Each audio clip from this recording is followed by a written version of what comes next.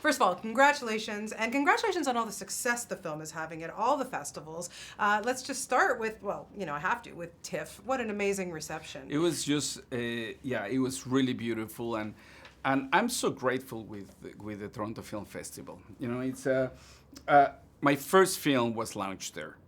And I was so courageous of the film festival to have my little Mexican comedy as part of a gala in 1991.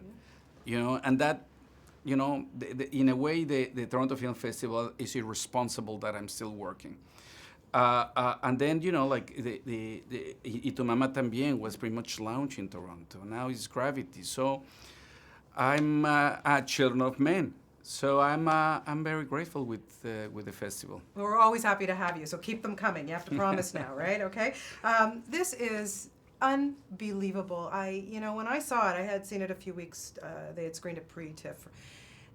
Alfonso, I felt like I needed a tank of air after. I could not breathe. Have you always been interested in space? Was this something that you've always, even as a kid, was just fascinated Yeah, as a with? kid, I was, I'm from the generation who saw the man stepping on the moon for the first time. So when I was a kid, I was just following the program, and I was so fascinated by the whole thing. Obviously, I wanted to be an astronaut. Soon I learned that was not going to be the case, and I wanted to be a director, and I said, well, one day I'll do a space film. And I ended up doing Gravity. Yeah, and your son, you worked with your son on this, who came up with the idea, who co-wrote with you. What was it like to have that relationship on that level with him?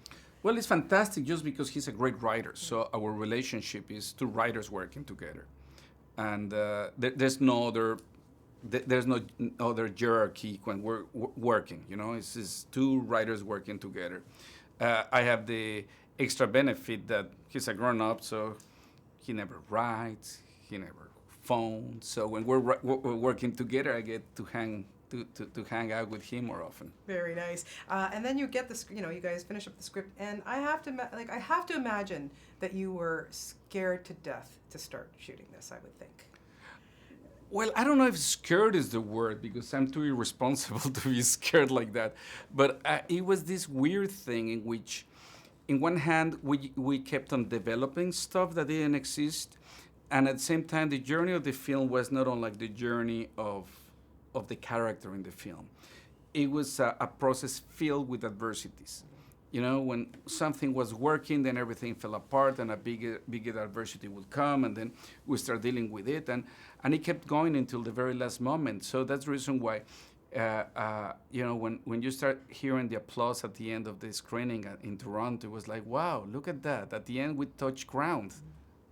Yeah, exactly. As you say, it took a long time. It was a long process. Especially, let's talk about the casting, because there were other people who were involved or talked about before. But ultimately, you ended up going with George Clooney and Sandra Bullock. Sandra is just so outstanding in this. I mean, what you probably put her through was insane, as we know. But why ultimately Sandra? Why was she the right person? I met with Sandra, and we have a long conversation. She had read the screenplay. And she didn't talk for 1 second about space or technology. Everything was about the theme and the emotional journey of the character. And she had this amazing insight and an amazing wisdom about all the thematic elements of the film. So I left that meeting saying, wow, she has to do this film. The problem is that she had expressed that she didn't want to work for a while. And so there was a little bit of anxiety for a couple of days until we got the call saying that she was interested. What surprised you about her once you started to work with her? The amazing, because I was clear that the insight of her insights because of that conversation, but that didn't prepare me to know about the amazing discipline that she has and the amazing precision. It's almost math, how she started prepping for the role 5 months in advance, working out, and then rehearsing every single beat in terms of, not emotionally, but just the choreographies, like a dancer, making sure, because it was technologically so demanding that she wanted to kind of make all the technical aspect like second nature. So when we were rolling camera, everything was just about pure performance and emotion.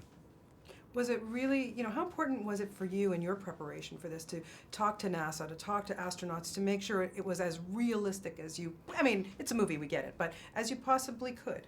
No, I'm a moron, and those guys are very smart. So you need people to tell you, well, nah, that wouldn't work like that.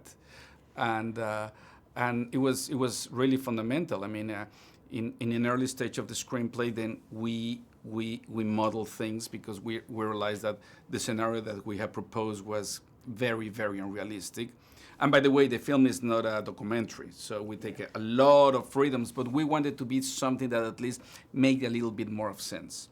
What we were very rigorous was about the physics in microgravity and no resistance, meaning how the characters float in space and how that interaction with things bouncing and pulling each other.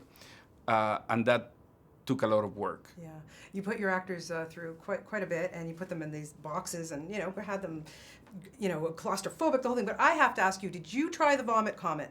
Yes, I did, and it's amazing. It's really spectacular. I love it. I wanted to do. The thing is, we couldn't use it because you're constrained to the space of an airplane, and also constrained to 15 to 20 seconds in each take, and we have very long continuous takes. And we have the constant presence of the sun as an element, So the plane wouldn't give us enough space to put all the equipment and stuff. So after this, you think you'd want to go to space in real life? If Toronto sponsors me to go to space, I'll be there any second. We'll talk to Richard Branson. For sure he could set that up for you. I'm telling you, why don't we start making a pool of people that sends me to space? I'll join you on maybe that. Maybe they send me to space and they don't bring me back. Maybe No, that's the pitch. No. Send him out of space. No, we need more films from you, so that's not going to happen.